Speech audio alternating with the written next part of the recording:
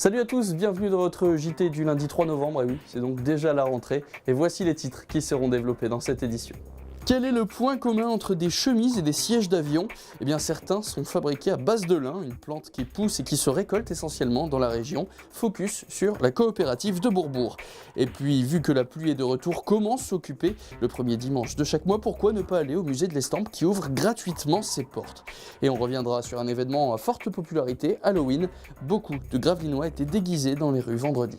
Le saviez-vous? 80% du lin mondial est produit dans le nord de la France et dans tout le Benelux. Et l'usine de Bourbourg, eh bien, c'est 20% de la production de tout le Nord-Pas-de-Calais. Focus donc sur cette coopérative, La Linière. Dans cette coopérative, le lin est l'affaire de plus de 300 agriculteurs. Pour les liniculteurs, les mois à venir vont être primordiaux pour leur récolte. À la période d'hiver, nos techniciens passent chez les agriculteurs, savoir ce qu'ils ont envie de mettre exactement comme superficie en lin et les orienter dans le choix de la variété qui sera le mieux adapté à leur secteur. Ensuite, au printemps, le lin est semé, il est arraché au mois de juillet et ensuite récolté en août-septembre. Le lin est stocké soit chez l'agriculteur, soit à la coopérative. Et durant toute l'année, le lin est taillé, chaque agriculteur a un tour de passage. Dans l'idéal, le lin nécessite une alternance de pluie et de soleil, mais l'équilibre est mince car avec trop de pluie, la plante se dégrade et perd de sa solidité. 2014 est donc loin d'être une bonne année. Mais ce qui est incroyable avec cette plante et son traitement, c'est que tout est utilisé en soi. Le lin, c'est comme le cochon, tout est bon. Vous avez la partie noble qui est la fibre longue, qui sert surtout pour l'habillement et bon, en linge de maison. Les étoupes, qui sont les petites fibres cassées qui tombent au teillage, ça part en papeterie, un peu en tissu et aussi dans des matériaux composites comme les tableaux de bord de voiture, la graine, alimentation animale et l'huile, bon, je ne sais pas s'il y en a encore dans les peintures, mais dans le temps il y en avait dans les peintures, et les anas en panneaux agglomérés, litière pour chevaux, maintenant, il se développe un petit peu une partie combustible. Aujourd'hui, les premiers acheteurs de cette coopérative sont chinois. Mais s'il est aujourd'hui très utilisé pour le textile, le lin est en plein renouveau. On pourrait bientôt en retrouver dans les manches de raquettes de tennis pour remplacer la fibre de carbone, voire même dans les sièges d'avion. Alors le lin, même s'il a besoin de pluie, a devant lui un avenir radieux. Tous les premiers dimanches du mois, le musée du dessin et de l'estampe originale de Gravelines vous donne rendez-vous, une visite guidée et gratuite.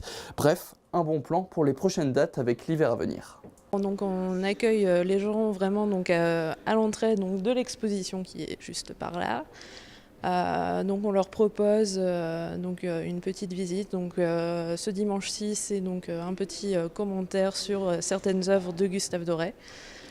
Mais ça peut varier, les thématiques changent chaque mois. On peut en avoir sur les expositions temporaires, sur une partie de l'exposition permanente. Et justement, cette exposition de Gustave Doré, à quoi ressemble-t-elle? L'histoire en fait donc d'un marin qui est condamné donc à errer donc sur les océans parce qu'il a commis un crime.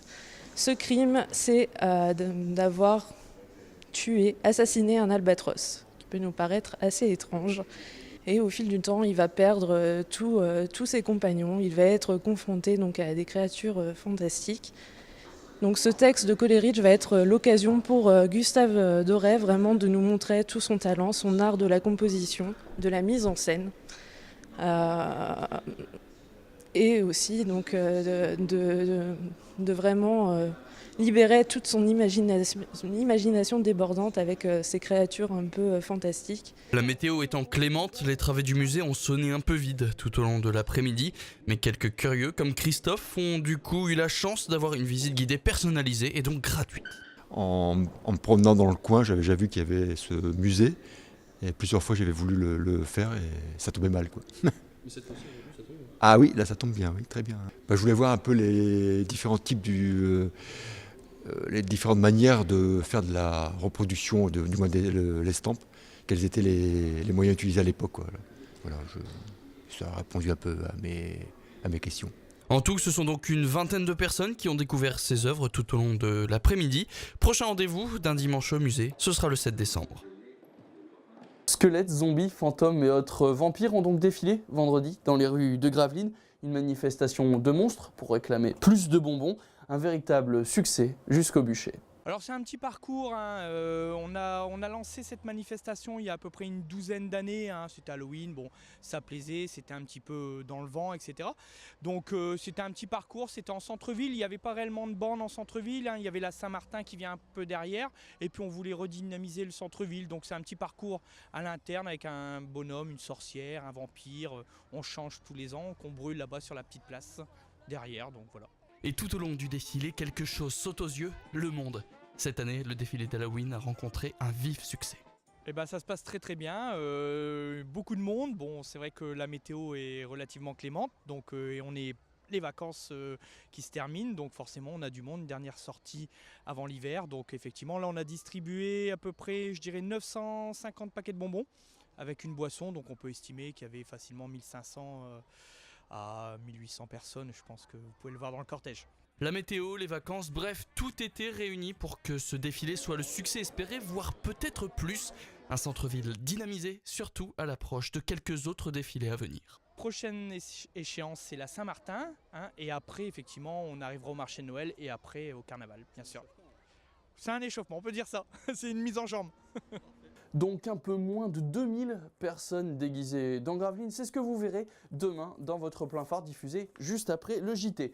Le JT d'aujourd'hui, lui, par contre, est déjà terminé. Merci à tous de l'avoir suivi. Tout de suite, vous avez rendez-vous avec le Delta Sport, présenté par Aurélien Février. Il sera depuis le terrain de paintball. Il présentera aussi tous les résultats sportifs du week-end, mais ça, vous le savez déjà. Quant à nous, on se donne rendez-vous demain à 18h30 pour un nouveau JT. Très bonne soirée à tous sur Delta TV.